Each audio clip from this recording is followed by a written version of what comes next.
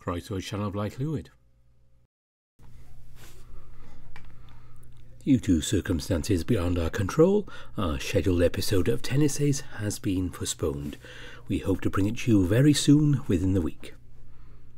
In the meantime, in place of the scheduled Tennis Ace, we're returning to the echo of 1915 in the smoke room.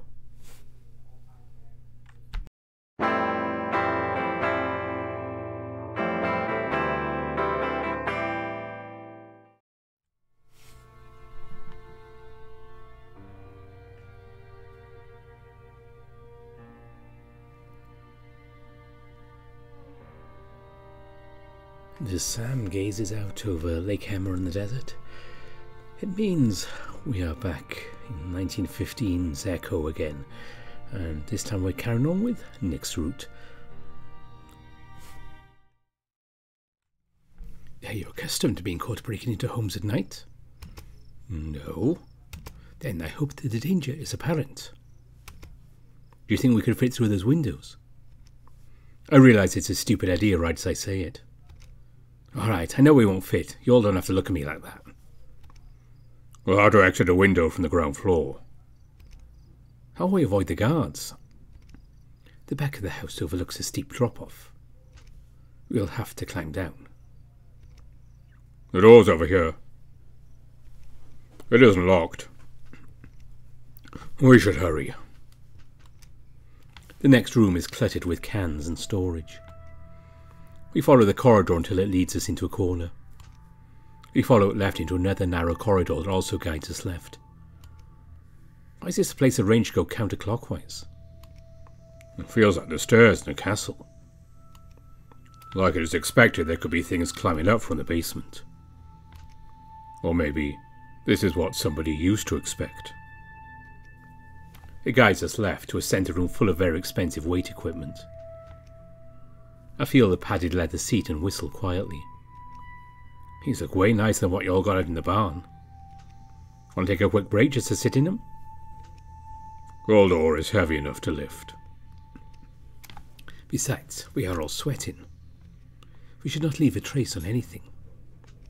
Lighten up, fellas. I ain't actually suggesting we use it. Truth be told, I always get an uncomfortable feeling when I enter somebody else's house. To look alone is a privilege in a stranger's home.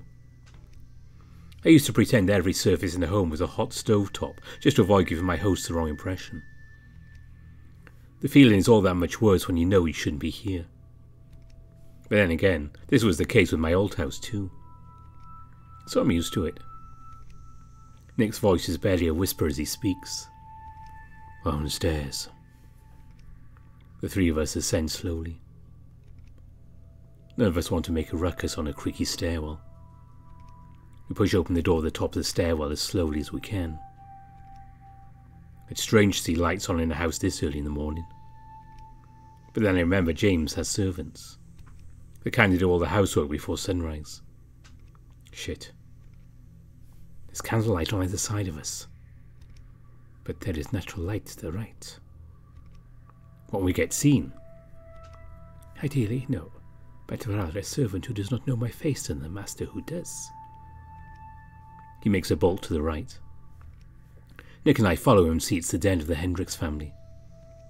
Looks very clean, so the odds are good that nobody will come to dust it. There's a big glass window with a latch and a rising frame. Nick goes through first to test and see if he'll fit us all since he's the biggest. He drops out of the window with a quiet thud in the dirt. Yao gets in position to go next, but before he exits the window, he takes a piece of twine from his pocket and ties it to the latch on the window. Then he hops as gracefully as ever in one fluid motion. He clears the landing area and motions me forward with his hands. I put one leg over and breathe a sigh of relief when it's not that far of a drop. But the confidence escapes me as I see candlelight shining in the hall around the corner. I swear, jumping out of the window as quickly as I can. Yao pulls on the twine to lower the window slowly. I stay behind and crouch, looking through the glass just to make sure whoever's holding the candle didn't see me. I expect to see somebody who looks like a maid or a butler. But I see instead the mistress of the house, holding a candle. She's followed by a fox with red fur. She might be one of the Burns sisters, but I'm not sure. It's a strange thing to see at the crack of dawn. What's strange is they're stopping at the bookcase. Looks like they're rearranging chess pieces on a board. Also looks pretty crazy if I'm being honest. A powerful force tugs on my sleeve. Sam, what are you doing? I just saw something weird going on. I look back and don't see anybody present. If they overheard us, that isn't good. Come on, we have to go. He tugs me harder and I'm almost sent sprawling. We have to walk a few yards past the back of the Hendricks mansion to come upon the precipice. It's a much steeper drop than the window. How the hell are we going to get down that? Yao doesn't answer and just starts climbing down with his bare hands. We all have the claw strength to do it, Sam. Just go slow. I'll go below you. It ain't exactly worse than climbing down a rope in a dark cave. I don't love the feeling of scrabbling down jagged, chunky rock with my claws. By the time I look down, Yao has already made it to the bottom. He mouths that he'll catch me if I fall. Or maybe he said he won't catch me. Times like this make me want to strangle him just a little bit. Nick is a third of the way down when he gives me that urgent look he gives me when he thinks I'm in trouble. I take a quick breath and hop down to a lower outcropping of rocks, making the mansion above me disappear from view. Hell of a lot easier going down stuff like this cliff after we've been running around in that mine. I'm thankful it's still dark on this side of the land. Because if it was somebody's job to watch this hill and take shots at anybody going down, then we'd probably be dead already. It helps some that the bottom end's in little copse of trees. We made... Nick tackles me, dragging me down into the undergrowth. I hear a gunshot. You see something out there? Yeah. Thought I heard voices too. I didn't hear any.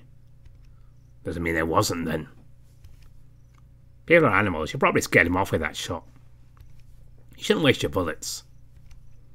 Wasn't wasted if I hit one of them. Yeah, that's all know soon enough. We don't move for at least half an hour until their voices fade off in the distance. Yao starts crawling on all fours. Nick follows his lead, then me. I wonder how far we need to crawl from the cliff in the woods to steer clear of shoot first and ask later territory. Apparently enough when all the trees thin out. My heart jumps for joy when I see the dirt road that leads back into town. Shit, that was close. The tiger just stares at me again. He walks towards me and I flinch like he's about to punch me. But he grabs me tight by the shoulders and kisses me on the mouth. Hey! Then he pushes me away and starts to laugh. What the hell was that for? We did it, you fool. We're alive and we're rich. Nick places his hand on Yao's chest and very slowly pushes him out of the way. Then he kisses me on the mouth. For a noticeably longer time than Yao. Then he breaks away, looks me over, then dips in to kiss me again. Alright already. I push him back and look around us. The daylight's starting to get stronger now. You're not getting away with that one either. Now that Nick is free of me, the tiger goes in on the badger for a kiss. Nick lets out a muffled cry of surprise. But once he's over the shock and the squirm, and he doesn't push away. A gentleman, this is a road. Yao breaks the smack, laughing like a lunatic. It's the least restrained I've ever seen him. Just one train ticket and we are... He sobers up after remembering something. Well, you are both free. And so are you. His lips thin. Perhaps. I still have a lot to think about. I may need to rethink some approaches. There are important decisions I have yet to be made. The three of us walk together on the dusty road away from the direction of the mine and the Hendricks Manor, not so much greeting the sun, but shamed by its presence. Just a reminder of how long it took us to do what needed doing in an hour's time. I hope you are both emotionally prepared to leave this place behind. He doesn't know the half of it. I'm so happy I could jump up into the sun. If you want to say our last goodbyes, you should do so before noon. Before we say goodbye to anybody, we still need to tell William about the guard. Then I come back to Earth. The tiger grunts as if he's expecting this to come back up again. I suppose that is true. A sudden feeling wells up in me when I think about Dora and Cynthia and the girls. I'm more than ready to go, but I don't want to start missing them. William comes to mind again, too. I know he doesn't like it here either, but I think he likes the little community we built, loath as he is to admit it. He's an elected official, so he's pretty much trapped here. Though he probably wouldn't have much trouble getting work somewhere else. It's a crazy thing to want to telegram the law when you're practically running from it. But he won't be sheriff forever. Things could happen, given enough time. I'd like to think he cares enough about me to want to drink with me and Nick again in a happier time and a happier place. But maybe he'll just forget about me and find another warm mouth. I think it'd be wise to get your tickets before visiting anybody. I suggest a midnight departure for the smallest crowd. Otherwise, try to get out as soon as you can. But the two of you should pick out different times at the same location if you don't want to be tracked as easily. The two of us? Aren't you riding with us to Peyton? He looks away from us. I can't tell if it's sad or focused. I have not decided yet. Wait 3 days for me at most at Peyton's Firehouse Inn. If everything goes well, I'll send you a telegraph. Jin is the name to look out for. The tiger turns to go, but he pauses. I know your heart's in the right place, but stay away from the mine quarry today. I don't think I can protect you anymore if something happens. Before either of us get to ask him anything else, he leaves us. Do you think we should take his advice and head for the train? We should hide the gold first. I can buy a proper pack if you wait outside the general store for me. He hands the cloth sacks to me and puts his shirt back on. Neither of us smell like flowers nor look too clean. We find a spigot to wash up before showing our faces again in civilized society. Thankfully, it's still too early in the morning for that many folks to be milling around. But the store is open. Doesn't take long for Nick to be in and out. We pack our haul together. Then we make our way to William's office and knock on the door. We don't hear anything. Nick knocks on the door a lot louder. Christ almighty, give me a spell. We hear some shuffling around and some moving bottles. Then we hear more locks than we used to hear on William's door. It opens up and we see a bleary-eyed coyote, hand stained with pen ink. Huh. You two look like shit. He opens the door wider and a bottle rolls past us. Come on in. He opens the door wider to let us in. Don't think I've ever seen his office in this kind of state. But as we look around the mess, he's looking us up and down. Sorry about the mess, but I wasn't expecting anybody over this early. Oh, you don't mind me pointing it out, but you both look rough. We were busy all night. What's your excuse for being drunk? I've got a lot on my mind. Need to take the edge off. For what reason? We call ourselves a serial killer who preys on children, so it's not the happiest line of work. There were rumours going on about the few kids in Echo disappearing. We always figured they moved away or died of natural causes. Jesus. He ain't clergy if that's what you're asking. Who is it then? Can't say. At least until I have federal backup. You can't just arrest him now? I certainly have the power to, but it's like this is somebody who could easily worm their way out. It's best that we contact the federal government before he does and makes things messy. I'm sorry things are hard right now, but they ain't about to get easier. The coyote grunts. Do they ever? We're leaving town for good. We hear an empty bottle fall off the table and roll onto others on the floor. What? Why? There's a National Guard, Will. They're coming to town. If I stay, the Union will want me there. It could end up like Ludlow. Them coming don't make much sense, though. It's all testament the situation was under control. The strike is dissolving. Foreman Moore said that James accepted most of their terms already. Don't trust a damn thing you hear any of the mine people say. The whole damn operation is crazy. Don't know how many times somebody's tried to hurt or kill me when it wasn't even an accident. The whole town wouldn't exist if it weren't for the mine, Sam. And maybe it shouldn't fucking exist, William. The coyote throws a few bottles into the bin. Okay. So if you both really insist on leaving, here's what I don't get. So what if the guard is coming? Why is that your problem? You're just going to leave. So we still have friends down there, Will. The answer is that it's hard not to think about Yao. How he knew where that gun was in the caves. Was he the one responsible for planting it, or did he just discover it? Either way, I can't tell William. Especially if the Ty's going to try something illegal with the guard before he leaves. I know he's going to try to do something. He has plans that he wasn't sharing with us. At least not entirely. Will gives me a hard look. So you do care about some of the people who live here, then? Ah, there's an unexpected development. Just listen, Will. I grab him by the shoulders. We need you to take care of this. You're the only one around here who has the power to do anything. Whatever I did and managed to make him sober up more. He grabs both my wrists. I don't know why you think... He pushes my hands off of his shoulders. I wouldn't take care of it. He shoves me back and then he brushes himself off. If it happens at all. Both of you are the ones running away, remember? If running away means that the best people I've known in my life will stay safe? Then yes, William. I am running away.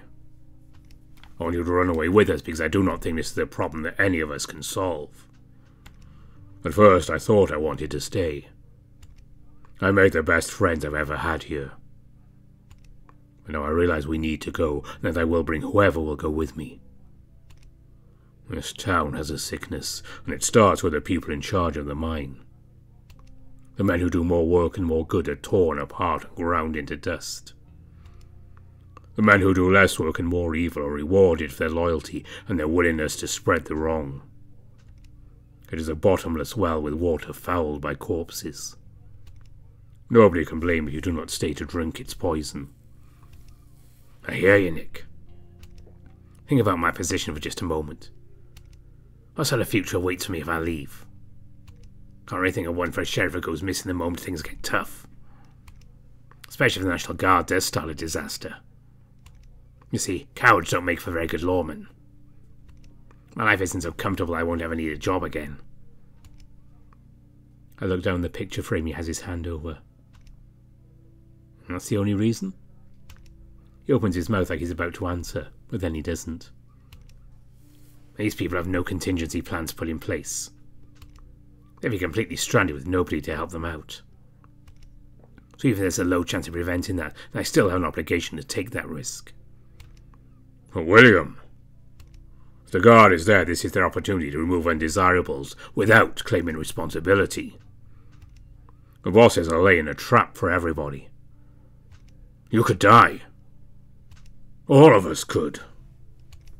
And for what? What makes you think things will have to come to that? Because I know how the bosses think. And I know how the union thinks. They'll retaliate. Whenever I picture it, over and over again, it ends in bloodshed every time. If you want to help, then we need to tell people to stay away from the mines before the guard shows up. William takes in a deep breath. Then he exhales. I understand this could all happen. I'll do anything else for you besides leaving town. We can warn whoever you like. I can tell people to stay home because you're afraid something might happen. But you of all people should know that folks around you don't like much like being told what to do. But my question is that good enough for you? Because I think that's about all I can do for you. I'm not going to let a serial killer go because there's a chance that guards and protesters start up a fight. I just can't do it. Will mentioned his appearances here and there before, but I think they were real. That's exactly the shit I'm talking about, William. Fuck this town. It's cursed. There's bad people everywhere, Sam. If we leave, they win. As far as I'm concerned, doing this is the only thing that warrants existence in my position. He clears his throat and folds his hands. You gentlemen, of course, are more than free to go. Before my eyes, William, my lover, is replaced with William, Echo's head authority of the law. I shall ask you both again. Is it prudent for me to accompany you until your ticket out of town arrives? Is that something that both of you would want me to do? Nick looks over to me. Please. I don't know why I say that word in particular. Maybe because it's less callous than a no. Less final than a goodbye. Just a reminder that I want him with us. Even if it's just for a little while longer. And I will. Mind you, if somebody does show up with their minds, I'm obligated to attend. William leads Nick to the door. Before I go, I turn the picture over. It's a picture of a lady wolf, who's young and pretty, and a very small wolf who looks not a day over 10 and a hell of a lot like William. Let's go so I can lock up Sam. When I hear William's voice, I pull my paw away from the photo as quickly as they're a hot griddle. Outside, it's quiet in the way that only comes with the early morning before the rest of the world stirs. Birds are chirping and a pair of tumbleweeds pass us by. William is hosing off Nick to get the grime and dirt off him while he still wears his jeans. Where to first, boys? I ought to go to the hip. William gives me a strange look, almost like he's wary. Need to pack up my things, talk to the madame.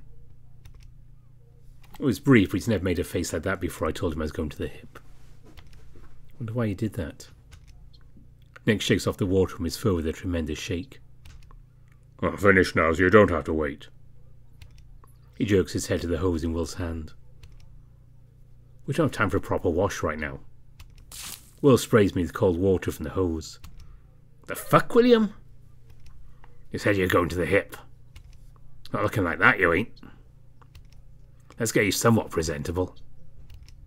Hose water ain't a proper wash. I'm just dirty and wet. But your pants ain't caked in mud, which is a start. You don't get attention from a single soul if they take one look at you and run away. He's right. I still slap the hose out of his stupid fucking paw. Temper, temper, pussycat. I feel the hose water run down my back and the backside of my calf as it drips on the dirt road. It's already getting hot, so it'll clear off for me in no time. Whatever. Let's just go. By the time we reach the hip, I'm damp, but not sopping wet. So I don't have to be afraid of making a mess on any of the rugs. Nick and Will stay back at the entrance. Y'all come in? I'm going to reach out to Nick's people while you settle things here. I think you can handle this on your own, considering it's your place. Trying to get rid of me already, William? You wish. He takes a look at his watch. I'll be back in an hour, on the dot. Nick lowers his voice as the two of them walk away, but I can still hear him. Oh, the Shacks are the first place we should go. And the press. When I open the front door, the noise of Benton's play and the rest of the crowd drowns out anything from the outside. The bar isn't as crowded as the front of the saloon this early in the morning. I want to find Cynthia. Instead, I see an otter at the bar. I try to avoid eye contact, but it doesn't quite work. Hey, I know you. No, I don't think you do. Oh, yeah, I do. You're Mr. Hayes.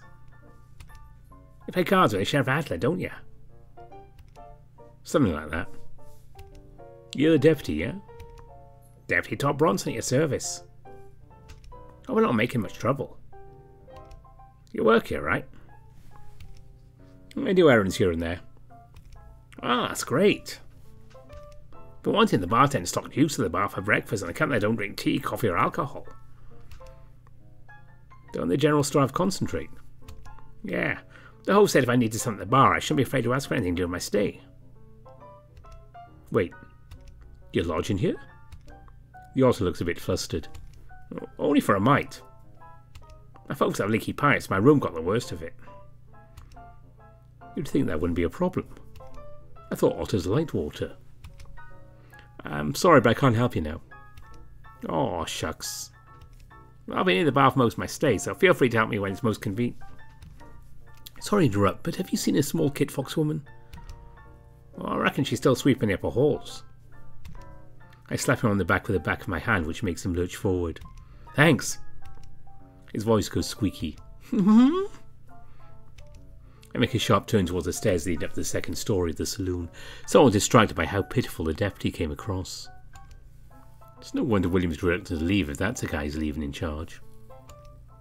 I can't help shake how odd it is that a man who doesn't drink coffee, alcohol or tea would want to be at the bar for the majority of his stay.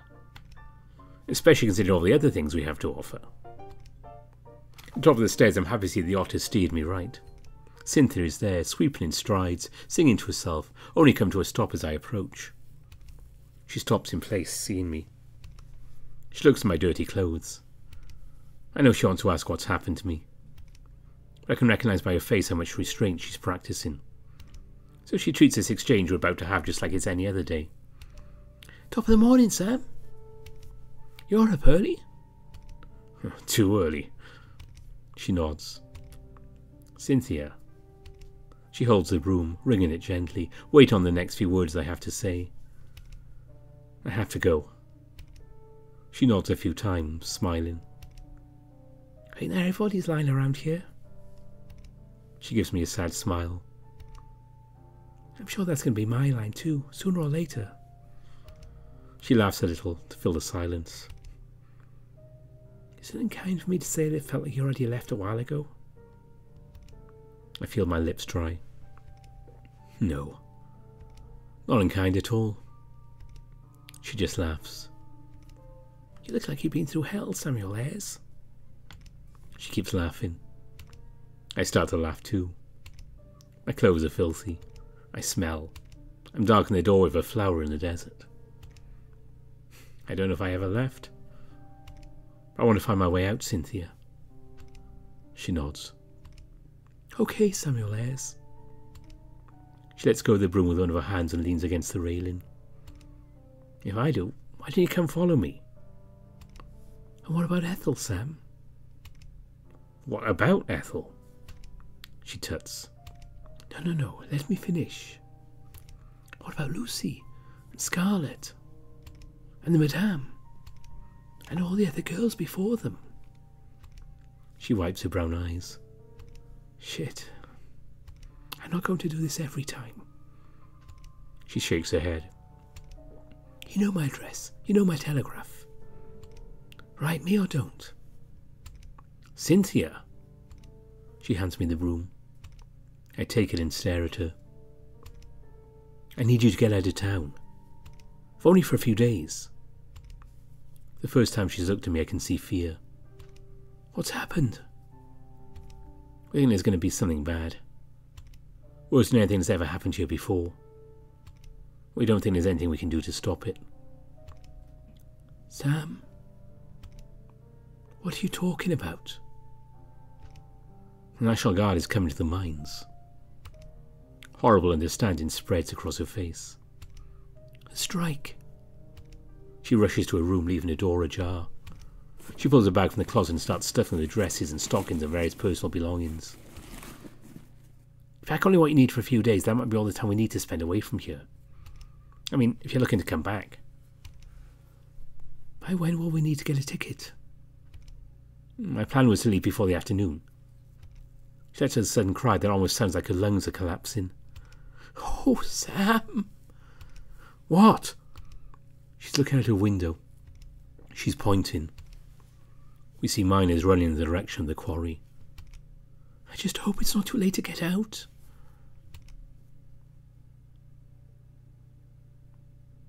And fair. It is an Albion word composed of the prefix un, which demarcates nullification, and fair, a root which traditionally stems from a meaning of pleasant or beautiful. In this case, fair demarcates justice. This is because words in Albion can sound the same and be spelt the same, but have many different meanings. This is also because Albion is a language of contexts. What matters in this language is not just how something is said or how something is spelled that matters. Its placement in the series of other words contribute to its context. However, fuck the letters U and W. Not only are they uncommon letters, which makes them a bitch to find the correct slates for, but a W does not look like two U's, it looks like two V's. This is because neither U's nor W's used to exist in the classical and dead language that Albion and its many other Romance languages derive themselves from. Both U and W used to be replaced one V and two V's respectively, in spite of the very fact that all three of these letters make drastically different phonemes. Unfair wages is a phrase that has both a U and a W, which makes me an unlucky bastard doubly so, in part because they are uncommon, and because they are not placed in the key boxes they are labelled to be in. Here's the W. It is past wrong to be grateful for another man's injury. But if his foot were not crushed, I would never have found this fucking W. Thank you. What would I do with myself? I'd have menial tasks to solve. Enjoy life, perhaps? There's no joy in life without purpose, my friend. Your hobby, then? Now, why would I contrive work for myself when there's always work to be done?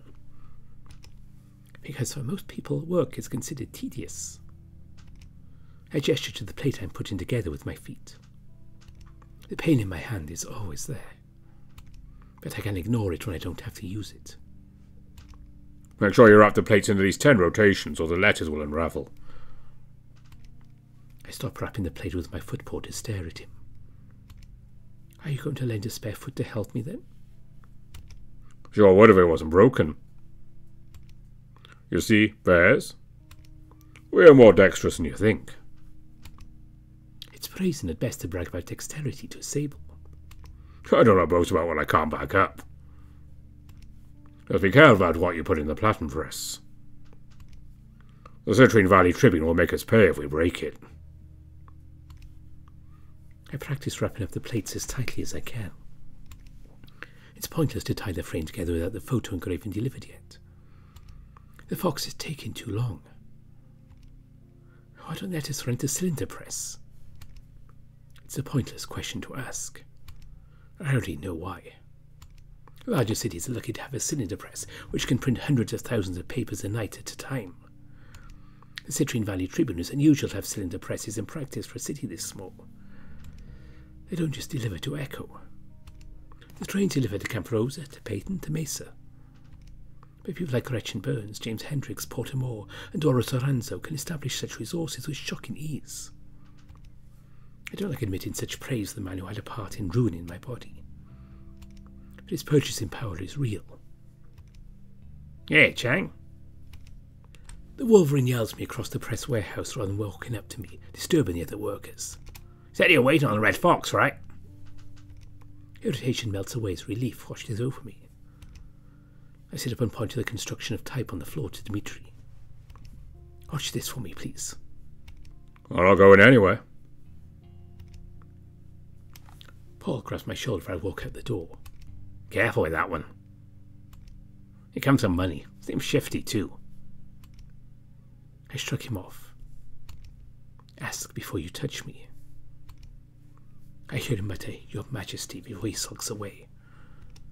I look outside. He's waiting in the area I told him to wait, behind the sign of the press. Sorry I'm late. Better late than never. He plugs a metal block out of his sack and hands it to me. I had to remix a few materials to make sure the photo engraving was accurate as you wanted. I practically became a professional at engravings after spending so much time on the kind of wedding invitations my sister wanted. It looked just like them. Just like their pictures, yeah. I pulled out a paper bag from my coat and handed it over to him. 20 ounces, like we agreed. I don't know what I'd do without you. He gives me a nod and a smile. Somehow he knows not to try and touch me. And he knows not to try and shake my good hand. He's the kind of person who notices things without being told. This is why Paul knows he might be dangerous.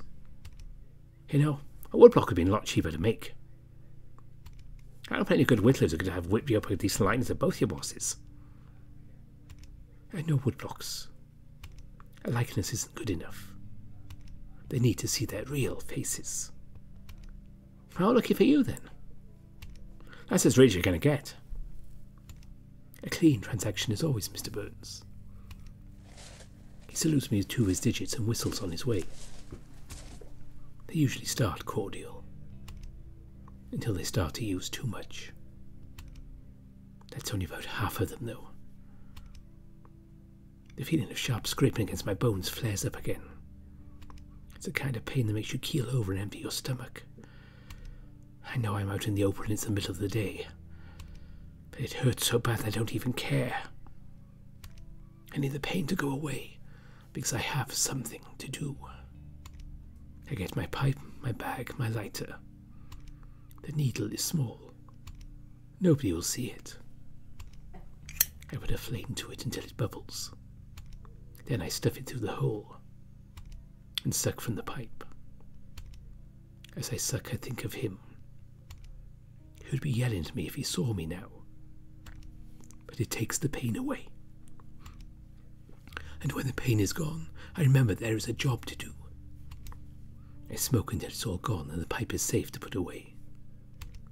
Then I go back inside the building. Paul and Dimitri are there, standing my configuration of plates on the floor like it is some kind of jigsaw puzzle.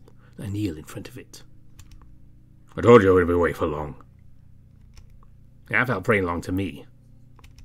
I needed a break after the trade. My apologies. That pretty boy tried to rip you off. Don't be ridiculous. It was a professional transaction. Pardon my hesitancy, then. I just know what it's like to be treated like trash by spoiled brats. If there was a problem, I'd have let you know. Now, pay attention. I bind the plates with the string of my foot paws in 10 tight rotations. You fit this cluster of blocks, which we are calling a frame, into the metal bed of the plate and press. Sigor Reafnu? It's unfair wages. Backwards. Why is it backwards? Because it would print the message on the paper backwards if it wasn't.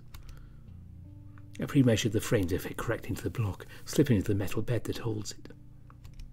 Now, feed the writing into the rollers over here with a spatula. Then feed paper into the paper holder. Get somebody with a strong foot to step on it like it's a loom, and you'll spit out our flyers. I demonstrate, considering it would be cruel to ask this of Dimitri. I produce dozens of papers in the span of a few seconds. Paul plucks one out of the feeder and sees the faces of the bosses in what might be one of the most accurate replications of a face I've seen on paper. Suddenly there's a crash in the window. Then a scream. Somebody's on the floor, bleeding. Another crash. Another window. It's a firebomb. Why the hell is attacking a damn press? It's happened before. They burned the Daily Bank to the ground just a few months ago. But everybody knows it was Hendrick's people after they editorialized those rumours about his grandfather. This is the big one. Hendricks funds it himself. Paul takes a pistol out of the holster beneath his shirt. He peeks out the door. Then he opens it and fires a few shots. We hear glass break and I can smell burning rubber as it speeds away. Dimitri's preoccupied putting out the firebomb by smothering with a wet curtain he ripped off the wall. 2 of the press runners, Lisa Sontag and Freddie Maynard, help put out the fires with dirt. Those are Breck's people. You sure about that? I've seen that automobile before. I see several of the union workers, among them being Harvey Fleming, Qin Jiangling, Daniel Garcia, and Finley Blair chase after the quarry, signs in hand. Wait! If they wanted to burn down the press, wouldn't they wait until everyone was sleeping? They weren't really after the press, were they? But they got everybody riled up again. What they do is they were close to cutting a deal. Because they never wanted to cut a damn deal. I know that, Paul. They never want to cut a deal. The idea is to give them no alternatives. Until now, they had none. How the hell changed? I don't know. The only thing that would make them bold was some kind of outside support. Sounds like they finally got the feds roped in. Dimitri doesn't answer. We know they're willing to do it. They've done it before. Mowed down all sorts of good men because they couldn't go on without their coal and their luxuries. They measure out their lives by the trainloads, Dimitri. I know, Paul. They ain't ever going to stop. We aren't going to win if we make them turn this into a battle of force. Don't you want to win? Depends. What's winning to you? A better life for the living with no bloodshed. We lose that if we let this devolve into blunt warfare. Let's not make this into a battle of force, then. Let's give Brooks consequences for his actions for once. Thank you. I thought I just said I don't want anybody going to war. War's already here. He's right. He's emotional. We're all emotional. We just got attacked. All I'm doing right now is thinking. If Briggs or somebody working for him wants us to go to the quarry, then I think it must be a good idea right now to go somewhere else. Are there any plans to fight back at this point? I'm with you, little man. I know how this must sound. But thinking and acting is absolutely what we should not do right now. Perhaps he wants us all at the quarry. Perhaps he's looking for an excuse to do something worse. Any misstep we make could get our friends killed. A gunshot wound is quick, sudden, and more often than not, lethal. It does not take very much at all to kill a person. Then it's best we don't get caught. Are you coming? Where are you going? Can't say if you don't agree to come. Then no. I suck on my teeth and put my hands through my pockets. That decision doesn't deserve my response.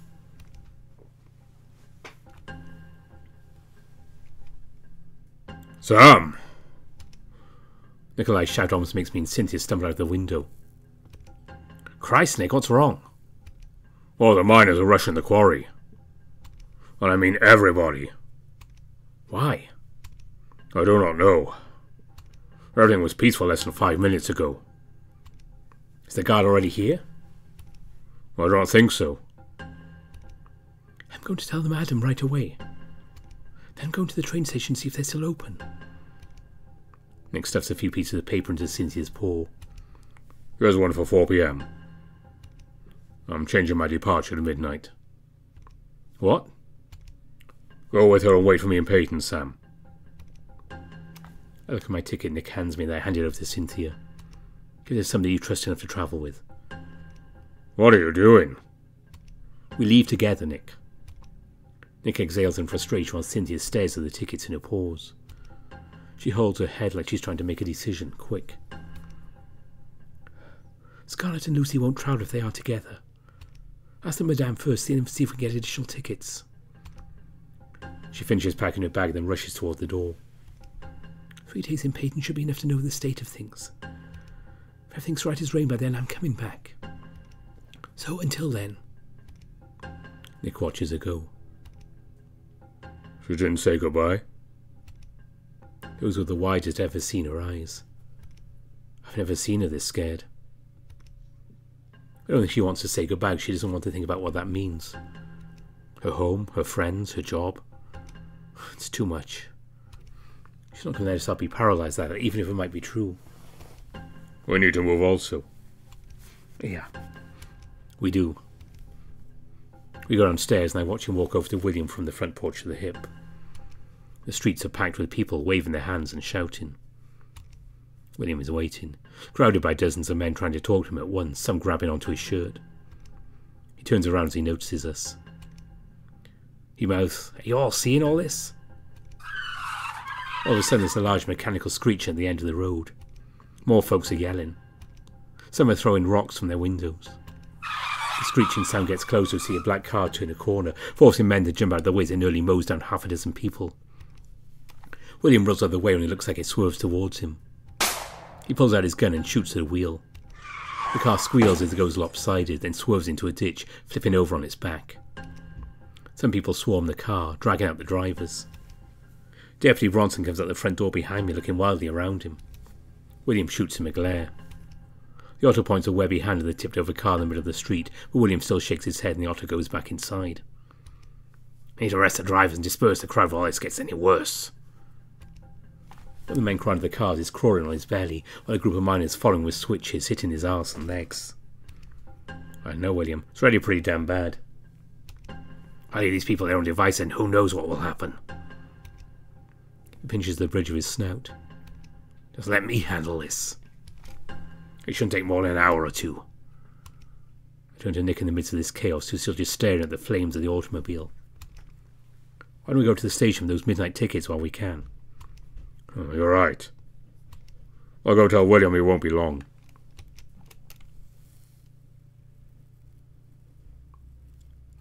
All we have to do is get to the train stations, follow the tracks. I steel myself with the pain of seeing a sign that says closed on the ticket kiosk. But there's a clerk there. I sigh in relief, knowing that means Cynthia still has the opportunity to get anybody out who'd want to. Nick buys our tickets for midnight. I look up at the sky and see it starting to get red. It's well past noon already. So we buy some meat from the food kiosk to fill ourselves up. "You're doing everything that we can." "Oh, I'm not so sure." "Why come?"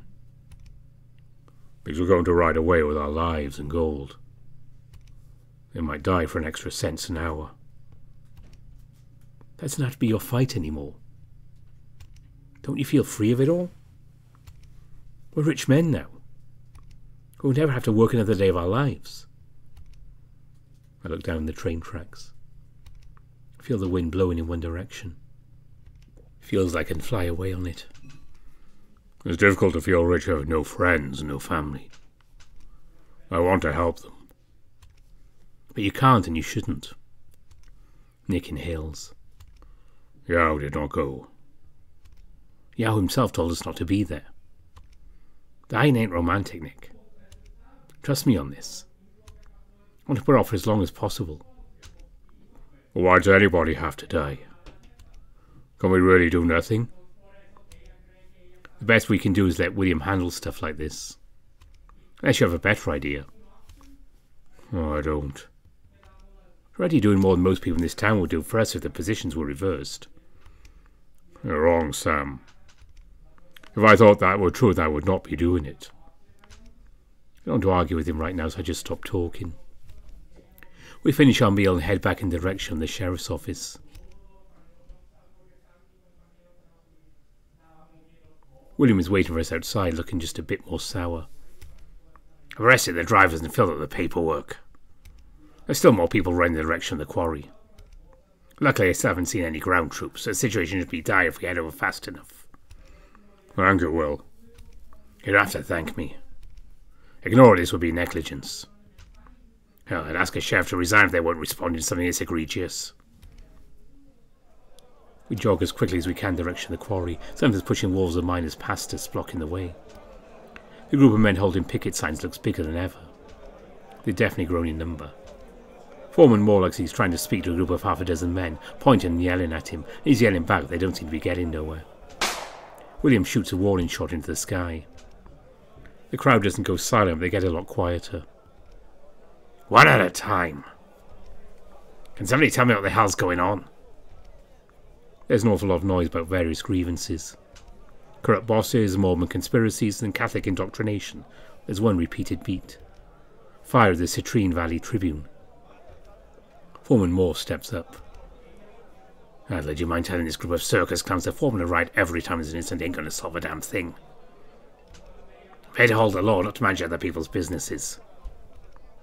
Where are the co-owners?" They're busy. Well, maybe they need to free up the shed if this is how things end up on a weekly basis. The healer gives William a frustrated shrug. You had some advice for something I actually have control over. Somebody yells, "You control everything." He flips them the bird. While Will hears as much as he can from many different people, I spot a pair of tall brown ears. I grab Nick's wrist and drag him through the crowd until we can see him clearly. "Felipe?" His ears swivel towards me for his glance does. "Then here I kind of got to show up this sort of thing, muscles." That's true. In fact, it's a bad idea for anybody to be here at all. Nick cuts in. Do you know why everybody formed another rally? Try to burn down the press. Who's they? Word is it's Pinkertons that work for Briggs. Now, I don't know if it's really Pinkertons, though. Those guys are supposed to be hard to catch, yeah? Sneaky. These people just arrived in the middle of the day to just set shit on fire. It's not like any sophisticated operation to me. Ask Dimitri, though, since he was there. Dimitri's here too? Where is he? That's over there. Shit. I thought we managed to save his life once already. Listen, Felipe. Go home or get out of town for a few days. Excuse me? Why? The National Guard is coming. The rabbit shrugs. They come. It's too dangerous to stay. Shit, man. Every day is dangerous. He shakes his head. I'm about to take needless risk. I want to make sure I can stand for something. Stand for something another day. This is a trap. He shrugs. Yeah, I think so too. But he has a plan. I don't usually go along with his plans. This time I'm going to. That's not what you want to hear, and sorry. He steps away deeper into the crowd. I give Nick a look to tell him that we tried. He just gives me a sad head shake. Well, Dimitri will listen. And if anybody can make others listen, it has to be him. He pushes through the crowd. It's not hard to spot Dimitri's cap. Dimitri! The bear turns his sharp muzzle to Nick. His usual carefree look is gone. What's left behind is something far more severe. Perhaps a look from another time, another country. Please tell me, who set the fire at the press? He grimaces. Paul says one of Briggs' contractors. Was it? I saw one of their faces in the black cars. It's a face I've seen around Briggs before, yes. Well, that confirms it. You put it together too, huh? This is a trap. Dimitri sighs. Smart man. We have to get everybody out of here. Very smart. I tried to talk to Felipe, but he wouldn't listen. You think they'll listen to me? Yes. People always listen to you. You're respected. You're established. He smiles again. And how do you think I got that respect, Nikolai Kroll? It's because you always know what to do. But I don't, though. Listen, Nick. The badger's hands are balled into tight fists, but he lets them slacken. People respect me because I let people do what they want to do. They can look at me and follow by example because I do good work, and I take a healthy amount of pride in that. But these men... He gestures around the crowd. There's fight in their blood. Some of them don't know what a real fight is, not having fought a real battle for one day in their lives, and they might be finding out real soon what that looks like. I hate it. You hate it. But you can't take the fight out of men by saying, stop that, can you? Most of them probably don't know what is coming. I've shared my suspicions with as many folks here as possible. Maybe one of every 20 men I've talked to went home. You can think for hours on end about what you could have done or could have said that might have convinced one person to make a more careful decision. But only you have complete control of what you yourself do. After a while, you have to ask yourself a different set of questions. Like what? Like when you know a battle's definitely coming. Are you going to stay and fight? There's a difference between a battle and a massacre. These men won't have a chance. Sometimes a battle is making sure the people you care about don't get sent to their graves. That's the only fighting I plan on doing here today, when the time comes. Nick crosses his arms, closes his eyes and hums. There's no way I can convince you to leave. The wind passes us by. Can't say there is. You know, I used to be something people feared long ago.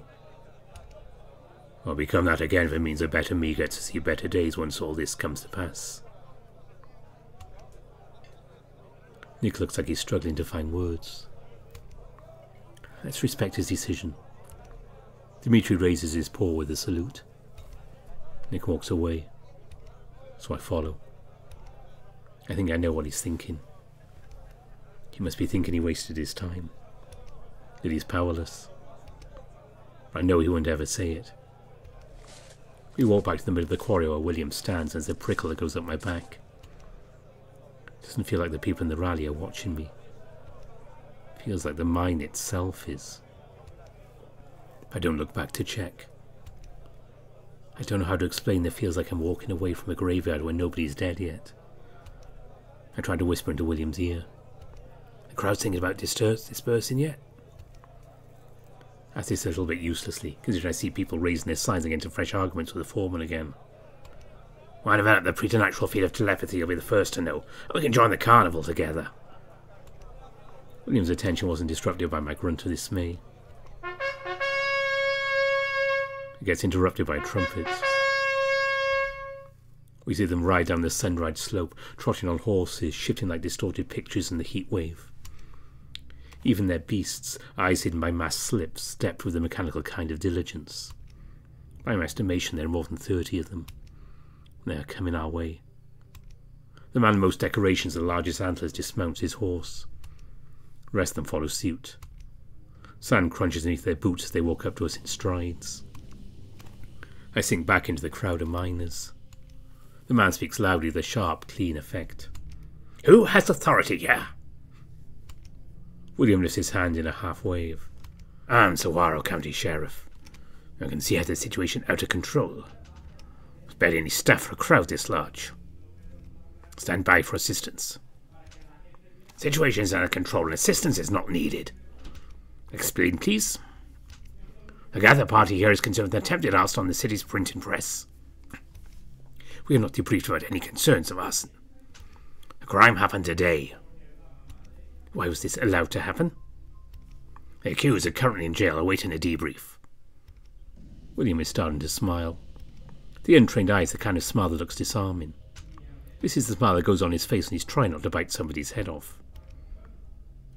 May Testament inform me you'd no longer be needed. Negative. Testament requested assistance 2 days ago for the assured safety of Echo City and for the rest of the Commonwealth. If you don't mind me being blunt, the journey has been long. Plenty of lodging places in town. Unnecessary. We will establish our own lodgings as we occupy the premise. What's unnecessary is an occupation, especially in response to the civilian concern of criminal allegations. We look forward to your cooperation. Ignoring what I said does not mean I did not say it. Duly noted. As I stare at the firebomb in my paw, I have to consider the usefulness of law. Law and order are fine and grand things when legislation is designed to be fair. But too often, the contrary is true. Laws are written all of the time to assure unfairness. Like who can or cannot own land, or by how much you count as a person in an official election. That is, if you happen to count as a person at all. Cleverly, this unfairness promotes instability. Those who are wealthy offer stability in exchange for more wealth. The accumulation does not end. Through those generations of thievery, the understanding of people's labour is lost. There's something remarkably different about the very first grifter, the one who sows his seeds with the evil knowledge of the fruit they bear. Law does not protect us from this enemy. In fact, law is designed to instate him. He is a marvellous enemy indeed, for he is tempered by the throat he has slit and the bones he has mangled with his own hands in a manner both eager and fervent. Are you sure you want to do this? Wanting to do something has little to do with this. I am certain. Unlock the gates so the beasts can escape. Okay, but I'm hanging around to see you finish. I'm heading over to the quarry before they figure out what's going on. I best hurry then. I hold this bottle in one paw and I hurt. I hold this lighter in the other paw and I laugh. It is an expensive laugh. I dare not to laugh so freely, for, in a word's complete irony, this was Briggs' greatest mistake before me. A man who is used to winning in all of his guile will always laugh too freely. But tonight, he purchased it with roughly $2,000 worth of livestock. And he will never know what gave him away, because knowing his laugh is my little secret.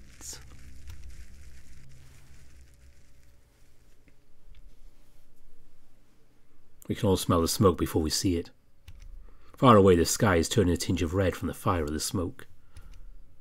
The city appears to be on fire, Sheriff. Must have been something of a pattern today if you're interested in putting some of it out. That's been something of a pattern today if you're interested in putting some of it out. Somebody slips past me in the crowd, huffing and puffing. By the woodsy scent, I can tell it's Paul. The big Wolverine lumbers through a group of people and he whispers something to Felipe. The hare turns his head as if he heard something wrong. A stampede of horses and cattle run across the road, scattering each which way in the wilderness of the desert. Looks like you've lost control of the beasts, too. Animal husbandry ain't in my job description. Now, are you and your people here to help, or are you just here to... Suddenly I hear a noise I never heard before. It's a loud popping sound followed by a whiz. Then there's a wet gurgle. It's coming from behind me. There's a wolf I haven't seen before, dressed in miner's clothing. He holds onto his neck as blood splatters from his paws. Then he goes down on the floor. Through the blood, I can see that he's holding a gun. I look in the direction I thought I heard the sound from. The tiger's tail disappears deeper into the crowd.